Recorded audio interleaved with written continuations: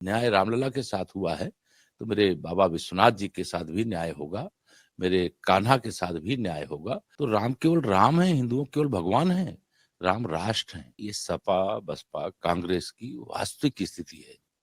ये बयानवीर लोग हैं। 2019 में उत्तर प्रदेश में सबसे बड़ा गठबंधन खड़ा किया गया कि मोदी जी प्रधानमंत्री ना बनने पाए। 7वें चरण का मतदान बचा है और देश में सभी की निगाहें अब इस 7वें चरण पर ही लगी हुई हैं।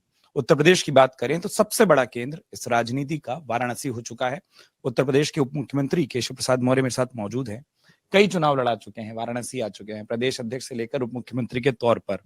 इस बार वाराणसी का माहौल क्या लग रहा है सर? वहीं से शुरू कर दें। देखिए, वाराणसी का माहौल तो पूरे हिंदुस्तान में सबसे अच्छा माहौल है अगर भाजपा की दृष्टिकोण से देखा जाए। लेकिन दूसरे शब्दों में मैं कहूं तो पूरे हिंदुस्तान का माहौल भी मोदी में है, भाजपा में है, कमल खिल रहा है। और 2014 में किसी को विश्वास नहीं था भाजपा 283 जीत जाएगी, लेकिन जनता ने आशीर्वाद दिया मोदी जी को पीएम बनाने के लिए, हम 283 जीते। 2019 में उत्तर प्रदेश में सबसे बड़ा गठबंधन खड़ा किया गया कि मोदी जी प्रधानमंत्री ना बनने पाए, हम 303 जीते।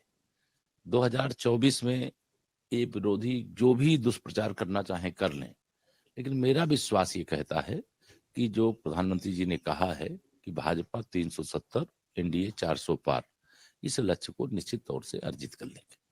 विरोधी क्या कहते हैं उसकी बखूबी आपको जानकारी होती है। वो ये भी कहते हैं कि इस बार कई सारी सीटें ऐसी हैं जो फंस गई है, जनता चुनाव लड़ी है इस बार। ये 2014 से हमारी सीटें फंसाते हैं लेकिन जनता निकाल देती है।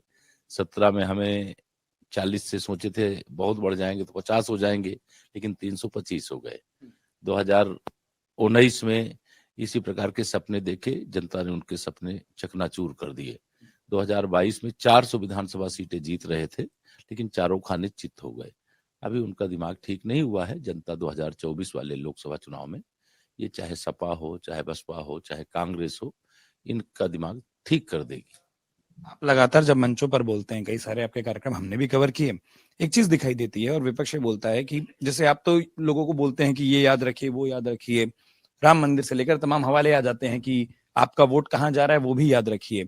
विपक्ष बोलता है कि इस तरीके का प्रचार जानबूझ के किया जाता है ताकि भावनात्मक चुनाव ले जाया जाए। तथ्यों पर तो भाजपा चुनाव जीतती दिखाई नहीं दे रही।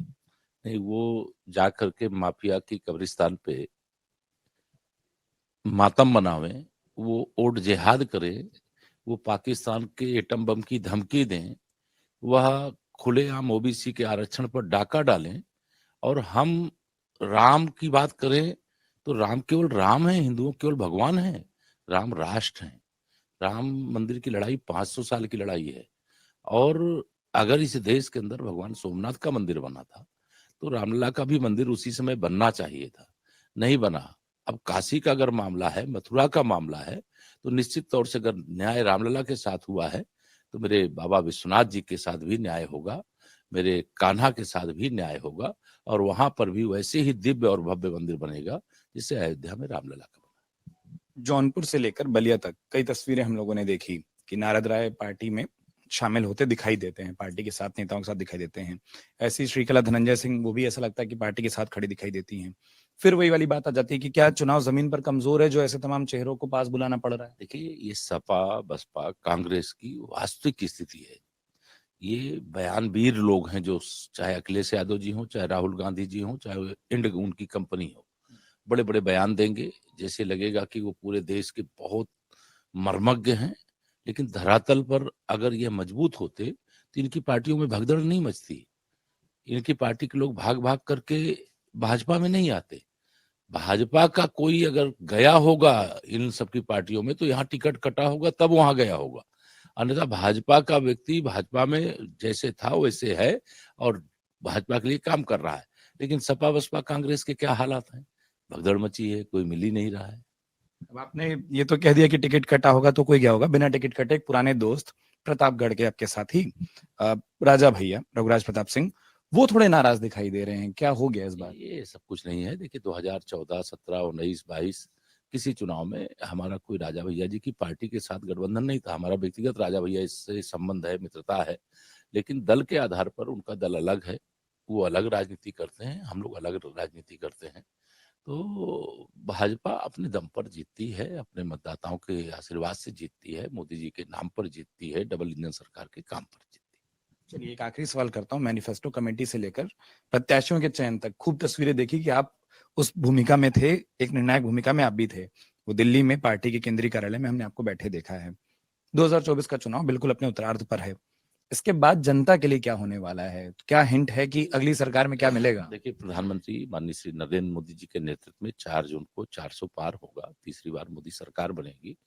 और मोदी जी के शब्द ही मैं दोहरा दूं कि उन्होंने कहा है कि 10 वर्ष जो देखा है वो टेलर था, असली पिक्चर 4 जून के बाद दिखाई जाएगी। अर्थात गरीब कल्याण के लिए समर्पित होगा, किसान उत्थान के लिए समर्पित होगा, युवाओं के उज्जवल भविष्य के लिए समर्पित होगा, महिला सशक्तिकरण के लिए समर्पित होगा, आत्मनिर्भर भारत के लिए समर्पित होगा, विकसित भारत के लिए समर्पित होगा। तो भारत का विजन बहुत बड़ा है और वो मोदी जी के नेतृत्व में अब इस देश का युवा भी और इस देश का गरीब भी, इस देश का किसान भी, नौजवान भी, हर व्यक्ति अपने उज्जवल भविष्य के सपने देख सकता है। आखिरी 2 दिन प्रचार के होते हैं तो खूब व्यस्तता होती है, उसके बीच में अपना वक्त हमें दिया, उसके लिए बहुत-बहुत शुक्रिया केशव जी। और लगातार जो उन्होंने कहा कि 4 जून के बाद क्या होगा, उसका इशारा भी आ गया। कौन आ रहा है, कौन जा रहा है, उसका कारण क्या है, वो भी साफ हो गया। किन मुद्दों पर चुनाव है, वो लगातार आप देख रहे हैं। एक अपील के साथ इस चर्चा को यहीं विराम करेंगे कि कोई भी मुद्दा, कोई भी पक्ष चुनिएगा, मतदान ज़रूर करिएगा। आखिरी चरण बचा है, खूब मतदान हो, यही हमारी अपील। और इसी के साथ अपने सहयोगी शामिर के साथ इस चर्चा को यहीं विराम। उत्कर्ष चतुर्वेदी, अमर उजाला के लिए। एग्जिट पोल 2024 1 जून शाम 6 बजे से, लोकसभा चुनाव के नतीजे 4 जून सुबह 7 बजे से। देखिए चुनाव नतीजों से जुड़ी हर खबर सबसे पहले, सबसे सटीक, केवल अमर उजाला पर, amarujala.com।